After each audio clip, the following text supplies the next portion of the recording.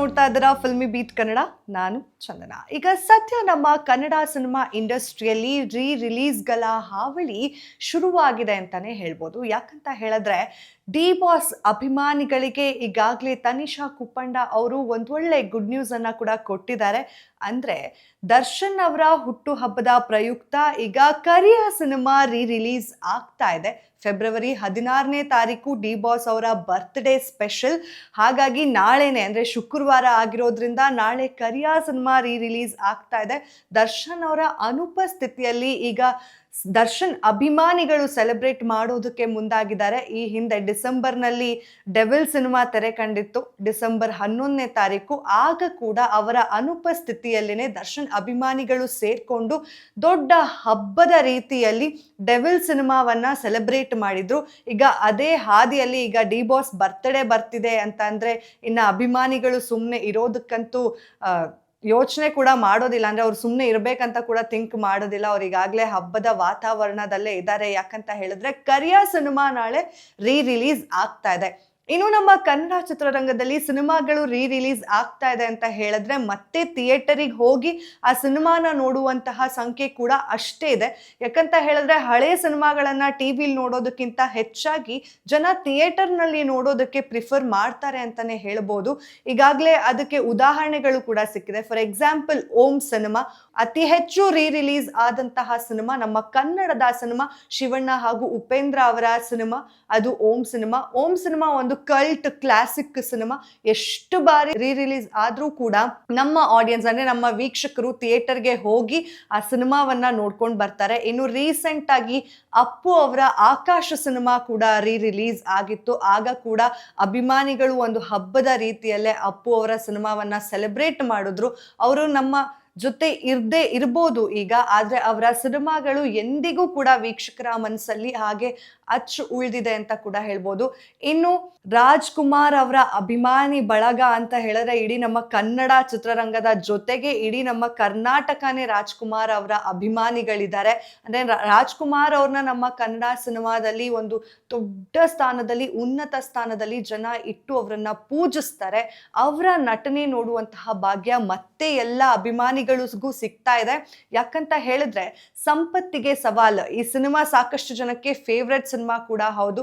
ರಾಜ್ಕುಮಾರ್ ಅವರು ಹಾಗೆ ಮಂಜುಳಾ ಅವರು ಅಭಿನಯ ಮಾಡಿರುವಂತಹ ಸಂಪತ್ತಿಗೆ ಸವಾಲ್ ಸಿನಿಮಾ ರಿಲೀಸ್ ಆಗ್ತಿದೆ ಫೆಬ್ರವರಿ 20ನೇ ತಾರೀಕು. ಸೊ ರಾಜ್ಕುಮಾರ್ ಅವರ ಸಿನಿಮಾಗಳನ್ನ ಎಷ್ಟೋ ಜನರೇಷನ್ಸ್ ಅಂದ್ರೆ ಇವಾಗ ಏನವ್ರನ್ನ ನಾವು ಕಳ್ಕೊಂಡ್ವಿ, ಅದಾದ್ಮೇಲೆ ಯಾರಿಗೂ ಕೂಡ ಅವರ ಸಿನಿಮಾಗಳನ್ನ ಥಿಯೇಟರ್ನಲ್ಲಿ ನೋಡುವಂತಹ ಭಾಗ್ಯ ಸಿಕ್ಕಿಲ್ಲ. ಹಾಗಾಗಿ ಆಗಾಗ ಸಿನಿಮಾಗಳು ಕೂಡ ರಿಲೀಸ್ ಆಗ್ತಿರುತ್ತೆ, ದೊಡ್ಡ ದೊಡ್ಡ ಸ್ಟಾರ್ಸ್ ಸಿನಿಮಾಗಳು.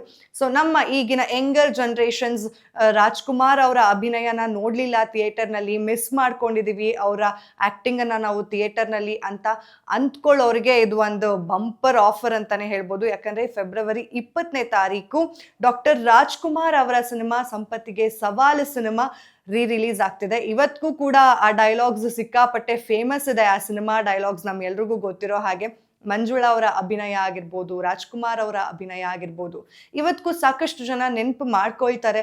ಡಾಕ್ಟರ್ ರಾಜ್ಕುಮಾರ್ ಅವರ ಸಿನಿಮಾ ಅಂದ್ರೆ ಅದರಲ್ಲಿ ಪಟ್ಟಂತ ಎಲ್ಲರ ಮನಸ್ಸಿಗೆ ಬರುವಂತಹ ಸಿನಿಮಾಗಳ ಪಟ್ಟಿಯಲ್ಲಿ ಇದು ಒಂದು ಸಿನಿಮಾ ಆಗಿರುತ್ತೆ. ಇನ್ನು ನಮ್ಮ ಕನ್ನಡ ಸಿನಿಮಾ ಇಂಡಸ್ಟ್ರಿಯಲ್ಲಿ ರಿಲೀಸ್ಗಳ ಹಾವಳಿ ತುಂಬಾ ಜೋರಾಗಿ ನಡೀತಿದೆ ಅಂತ ಹೇಳ್ಬೋದು. ಇದು 3 ಸಿನಿಮಾಗಳು, ಇನ್ನು ವರ್ಷದಲ್ಲಿ 3ನೇ ಸಿನಿಮಾಗಳಾಗ್ಲೇ ರಿಲೀಸ್ಗೆ ರೆಡಿ ಆಗಿದೆ. ಅಂದ್ರೆ 2 ಸಿನಿಮಾ ರಿಲೀಸ್ಗೆ ರೆಡಿ ಆಗಿದೆ, 1 ಸಿನಿಮಾ ಆಗ್ಲೇ ಆಕಾಶ ಸಿನಿಮಾ ತೆರೆ ಕಂಡಿದೆ.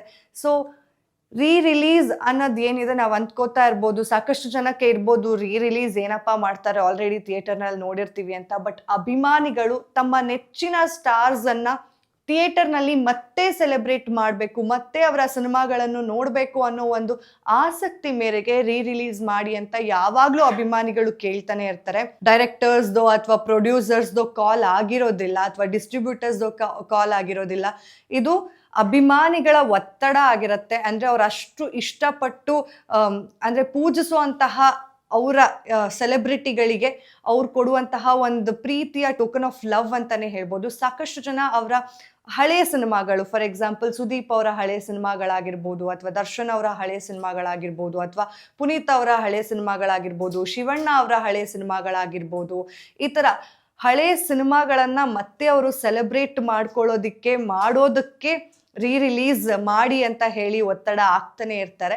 ಅಂದ್ರೆ ಇದು ಅಭಿಮಾನಿಗಳು ಅವ್ರ ಸೆಲೆಬ್ರಿಟಿ ಮೇಲೆ ತೋರಿಸುವಂತಹ ಒಂದು ಪ್ರೀತಿ ಎಂಥದ್ದು ಅಂತ ನಮಗೆ ಗೊತ್ತಾಗ್ತಾ ಹೋಗುತ್ತೆ. ಇನ್ನು ದರ್ಶನ್ ಅವರ ಬರ್ತ್ಡೇ ಪ್ರಯುಕ್ತ ಈಗ ನಾಳೆ ಕರಿಯ ಸಿನಿಮಾ ರಿಲೀಸ್ ಆಗ್ತಿರೋದು ದರ್ಶನ್ ಅಭಿಮಾನಿಗಳಿಗೆ ಒಂದು ಖುಷಿ ವಿಚಾರ ಅಂತಾನೆ ಹೇಳ್ಬೋದು. ಈಗಾಗಲೇ ಅವರ ಪ್ರೆಸೆನ್ಸ್ ಇರಲಿ ಇಲ್ಲದೆ ಇರಲಿ, ಅಭಿಮಾನಿಗಳಂತೂ ಸಿಕ್ಕಾಪಟ್ಟೆ ಎಂಜಾಯ್ ಮಾಡ್ತಾರೆ ಅವರ ಸಿನಿಮಾಗಳನ್ನ.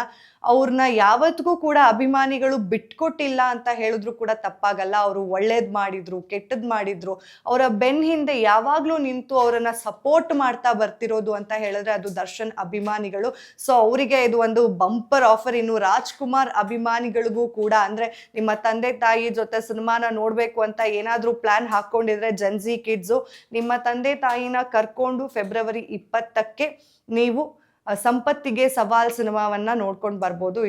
ಅದು ಕೂಡ ತುಂಬಾ ಅದ್ಭುತವಾದಂತಹ ಸಿನಿಮಾ ಡಾಕ್ಟರ್ ರಾಜ್ಕುಮಾರ್ ಅವರು ನಮ್ಮ ಕನ್ನಡ ಸಿನಿಮಾ ಇಂಡಸ್ಟ್ರಿಗೆ ಕೊಟ್ಟಿರೋದು. ಇನ್ನು ಈ ರೀತಿಯಾದಂತಹ ರಿಲೀಸ್ಗಳು ಮುಂದೆ ಯಾವ ಸಿನಿಮಾಗಳು ಆಗಬೇಕು ಅಂತ ನಿಮ್ಗೆ ಅನ್ಸುತ್ತೆ?